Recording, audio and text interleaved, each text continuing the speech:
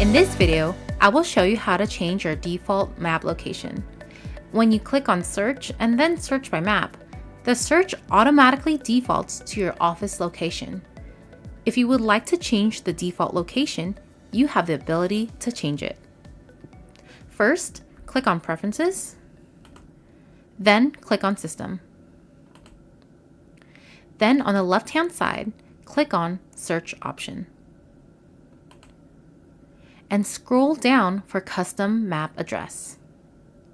Check on Use Custom Address for mapping search. And then click on Establish Default Address and Zoom Level for mapping search. A map will appear. In the address bar at the top, you can enter the address that you would like to set as the primary location.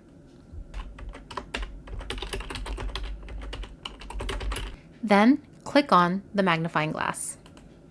Once you're done, you can click on Save on the upper right-hand side. Then click on Save again. And now you have your default location set to your preference.